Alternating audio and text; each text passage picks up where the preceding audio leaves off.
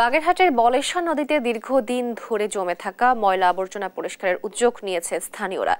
বিস্তারিত জানাতে বাগেরহাট থেকে যুক্ত হচ্ছেন সহকর্মী এস সোহান। সোহান, পরিচ্ছন্নতা কার্যক্রম কেমন চলছে নদী তীরে জানাবেন? এই যে বাগেরহাটের কচুয়া উপজেলার যে বলেশ্বর নদী, এই নদীর তীরেই কিন্তু কচুয়া উপজেলা সদর বা কচুয়া শহর গড়ে উঠেছিল।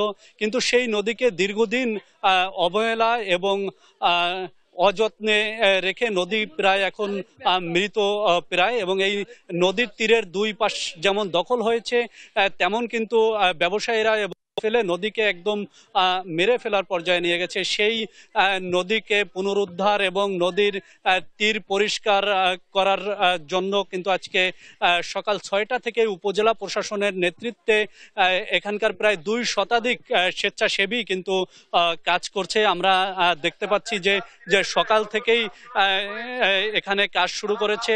আমরা যদি আপনাদেরকে একটু জানাই এখানে কারা কাজ করছে, এখানে বিডি ক্লিন নামে একটি স্বেচ্ছাসেবী সংগঠন রয়েছে, তারা কাজ করছে। স্থানীয় একটি ব্যবসায়ী গ্রুপ জেবি গ্রুপের লোকজন আছে, কচুয়া বাজার কমিটি আছে, স্থানীয় যারা রাজনৈতিক কর্মী তাদের মধ্যেও কিছু লোকজন কিন্তু এখানে অংশগ্রহণ করেছে। সর্বোপরি কচুয়া উপজেলা প্রশাসনের যে নির্বাহী কর্মকর্তা KM আবু নওশাদ, তার নেতৃত্বেই কিন্তু এই যে পরিষ্কার পরিচ্ছন্নতা অভিযান এটি চলছে। এবং আমরা বিভিন্ন সময় দেখেছি যে বিভিন্ন জায়গায় পরিষ্কার পরিচ্ছন্নতা অভিযান হয়, কিন্তু অভিযানের পরে আবার সেই স্বাভাবিক ময়লাযুক্ত অবস্থা ফিরে আসে।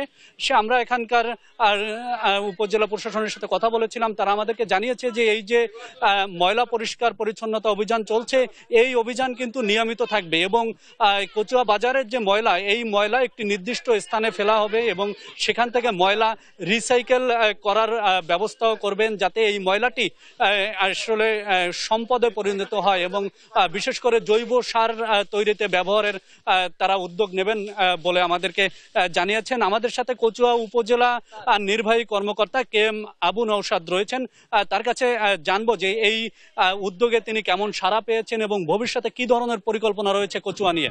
জি, ধন্যবাদ আপনাকে। আমাদের কচুয়া উপজেলা বাগেরহাটের একটি খুব সুন্দর উপজেলা, কিন্তু এই উপজেলার মধ্যে দিয়ে বয়ে গিয়েছে বলেশ্বর সহ অনেক নদী, খাল, বিল। সেই নদী, খাল, বিলগুলোতে আমরা অনেক বছর ধরে এখানে মানুষ ময়লা ফেলে আসছে। বিশেষ করে কচুয়া বাজারের পাশে এই বলেশ্বর নদীতে বছরের পর বছর ধরে মানুষ ময়লা ফেলেছে, সেই ময়লা নদীতে জমেছে। এখন আমরা চাচ্ছি সেই ময়লাটা একটা ব্যবস্থাপনার মধ্যে নিয়ে আসতে।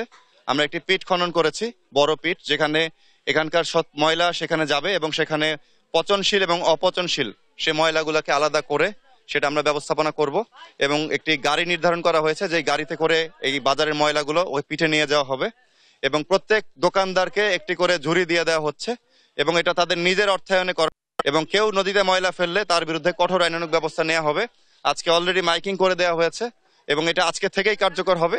এবং বাজার কমিটি সহ এখানকার স্থানীয় জনগণ, আমার ব্যবসায়ীগণ, এখানকার বিভিন্ন গ্রুপ, বিভিন্ন সামাজিক সংগঠন, রেড ক্রিসেন্ট, বিডি ক্লিন, সাংবাদিকেরা, স্থানীয় জনগণ সবাই স্বতঃস্ফূর্তভাবে আমাদের এই কার্যক্রমে অংশ নিয়েছে।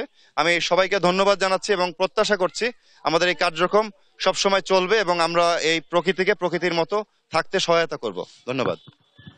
আপনারা শুনছিলেন যে উপজেলা প্রশাসনের যে শীর্ষ কর্মকর্তা রয়েছেন, তিনি আমাদেরকে জানাচ্ছিলেন যে এই কচুয়া নিয়ে তার যে পরিকল্পনা।